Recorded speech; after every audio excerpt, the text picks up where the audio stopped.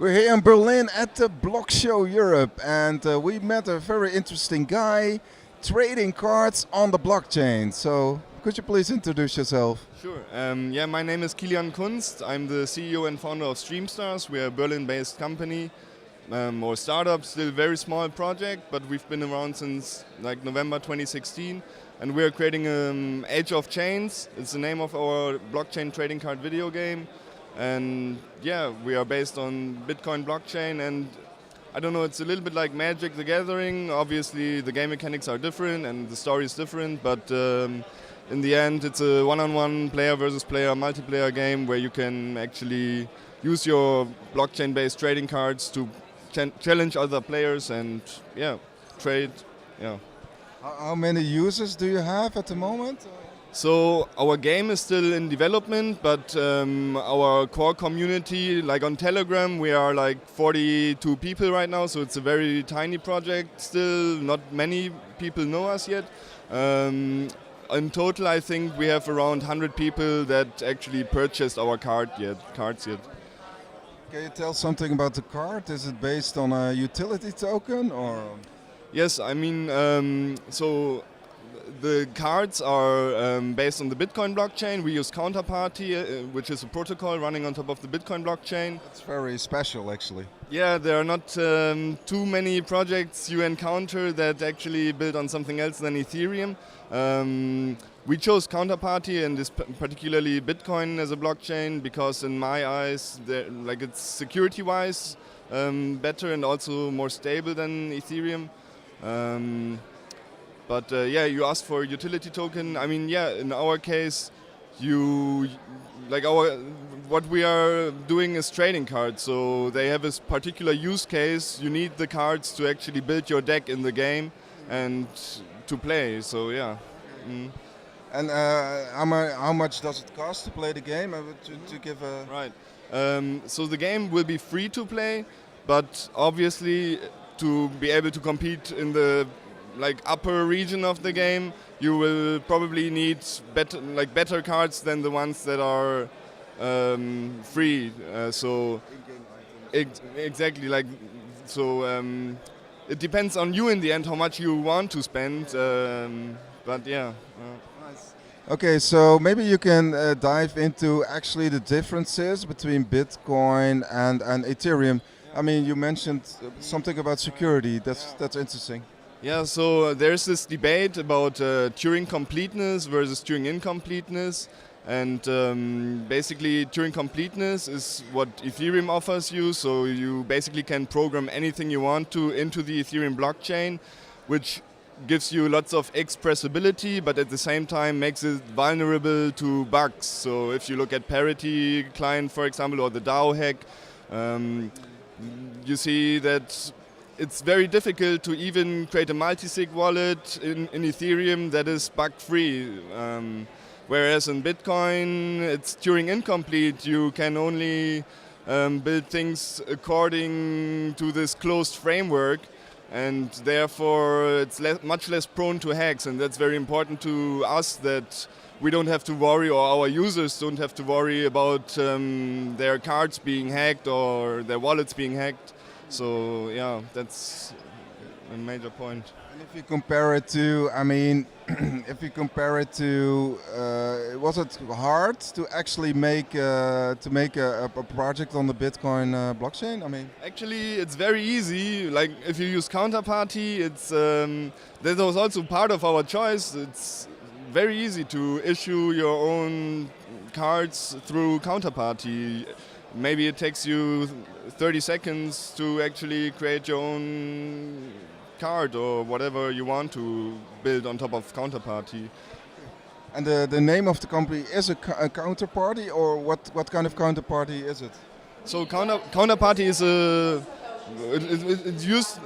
it is a decentralized project kind of. So they had a burn of Bitcoin in the year, I'm not sure, 2014, I think.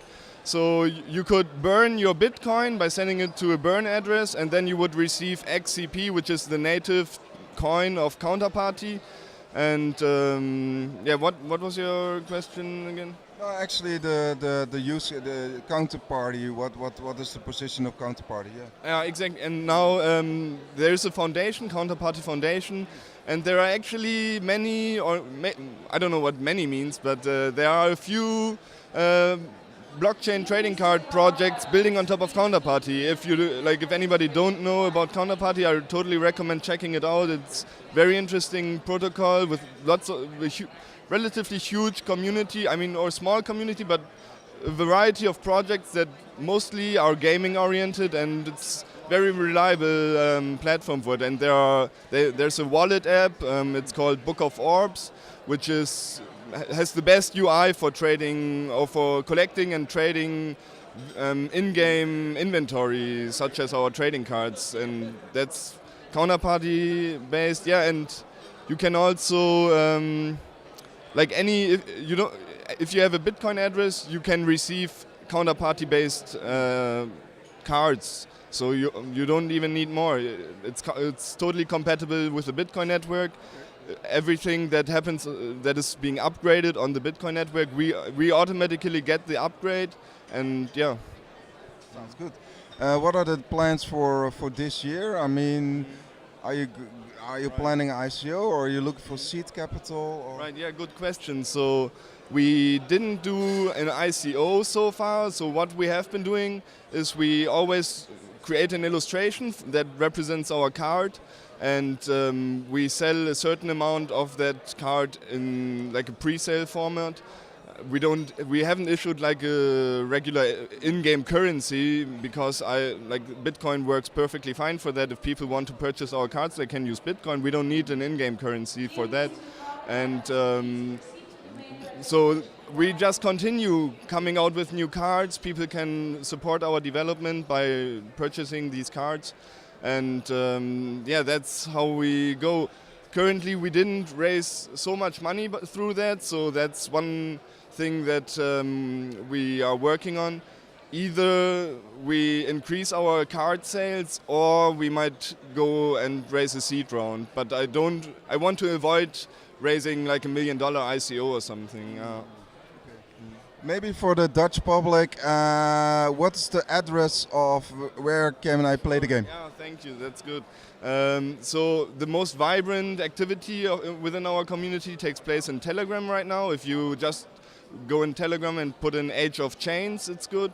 You can join our group. If you join our group, you get a card for free. Like, totally welcome. Our website is good to see our cards. We have a gallery on our website. It's ageofchains.com. So chains like blockchain, not change. Some people get that wrong. And so it's like the age of blockchain. I can maybe tell a little bit about the lore, about the storyline of our game. That might be interesting as well. So it plays a little bit in the future, at the time where our galaxy collides with the Andromeda galaxy. And throughout time, the blockchains have evolved within the Milky Way galaxy and created this decentralized Milky Way where everything is in peace and harmony across the whole Milky Way galaxy. And on the other side, in the Andromeda galaxy, you have an evolutionary contrarian principle, the principle of centralization that has manifested itself.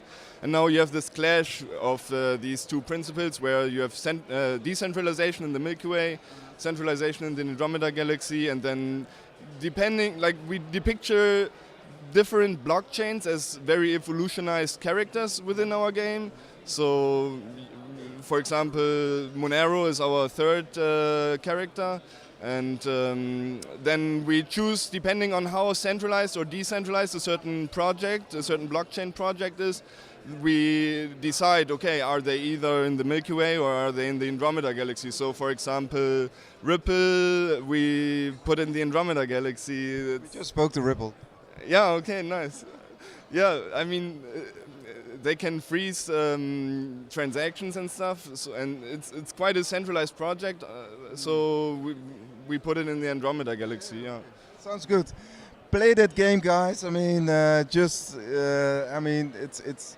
playable and talking about the future. So thank you very much. Sure, thank you for the opportunity to share. All the best with developing. Thank you. Yeah, I appreciate it. Yes.